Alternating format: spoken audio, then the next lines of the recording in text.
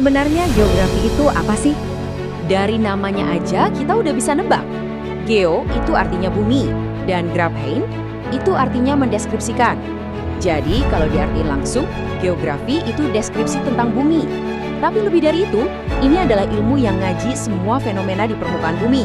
Dari mulai manusia, iklim, batuan, air, dan yang paling penting nih, gimana caranya semua itu saling berhubungan.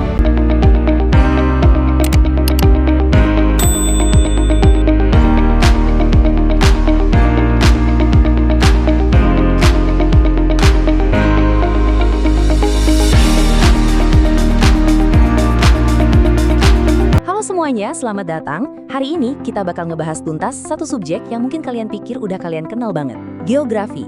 Tapi saya jamin deh, setelah pembahasan ini, kalian bakal ngeliat dunia di sekitar kalian dengan cara yang bener-bener beda. Oke, langsung aja kita mulai ya.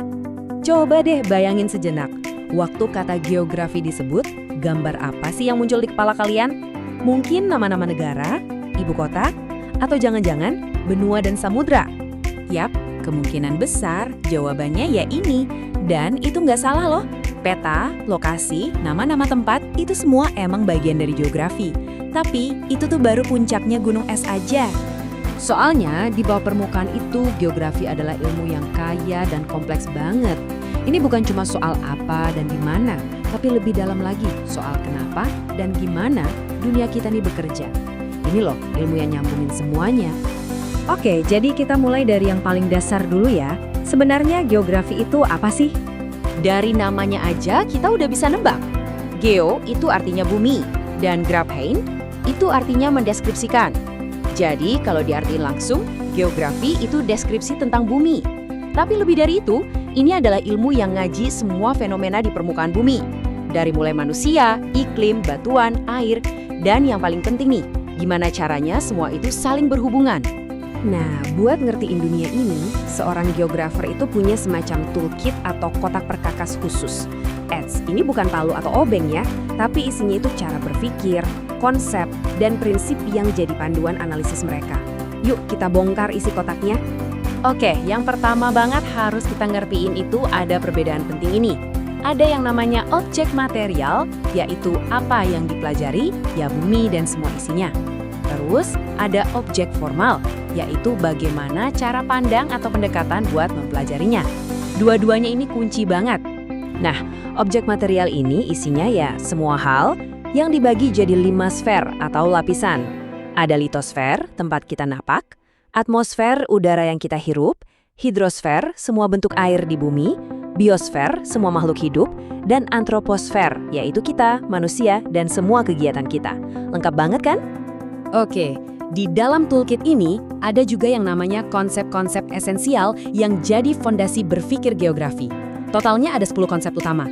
Biar kebayang, kita lihat beberapa contoh yang paling nunjukin gimana dunia kita ini saling nyambung. Nah, ini nih konsep yang penting banget.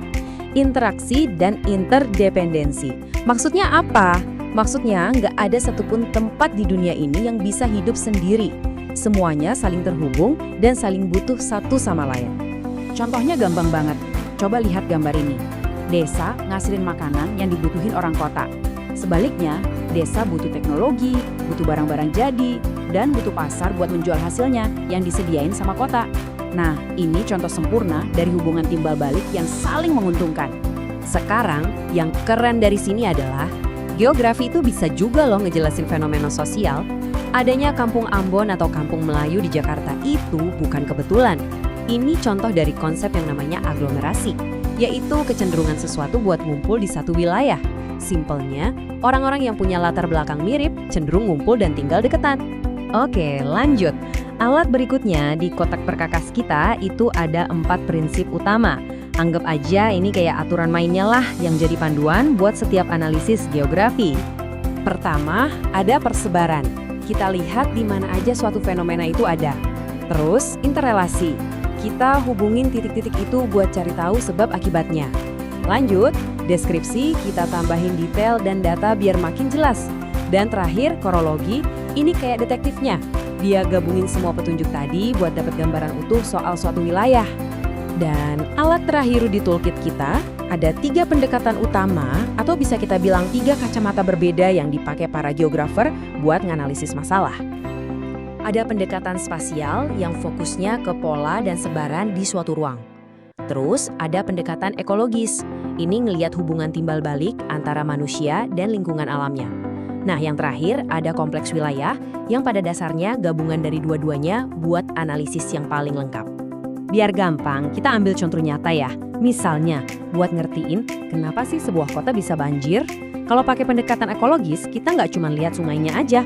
Coba deh lihat gambar ini. Kita juga harus analisis, pembangunan perumahan ini dampaknya apa? Gimana perilaku manusia ngaruh ke area resapan air? Jadi, jelas banget kan, aktivitas manusia itu bagian dari ekosistem. Oke, setelah kita bongkar semua isi toolkit geografer tadi, mungkin ada yang nanya, terus buat apa sih ini semua? Gunanya di kehidupan nyata tuh apa?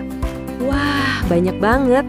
Dengan cara pikir geografis, kita bisa ngerancang tata kota yang lebih baik, kita bisa lebih siap buat mitigasi bencana alam, bisa ngelola sumber daya alam kita biar nggak cepet habis, dan pastinya bisa ngerancang pembangunan yang mikirin masa depan. Jadi intinya tuh ini, geografi tuh bukan sekedar tahu di mana letak suatu tempat, tapi yang jauh lebih penting adalah mengerti kenapa tempat itu bisa jadi seperti itu. Ini bukan soal hafalan, tapi soal pemahaman. Nah, saya mau tinggalin kalian dengan satu pertanyaan. Dengan kacamata geografer yang barusan kita pakai, coba deh sekarang lihat sekeliling kalian. Kenapa ya jalanan di kota kalian polanya gitu? Gimana hubungan antara rumah kalian sama tempat kalian kerja atau sekolah? Dunia ini kan laboratorium geografi raksasa dan sekarang kalian punya alat buat mulai memahaminya.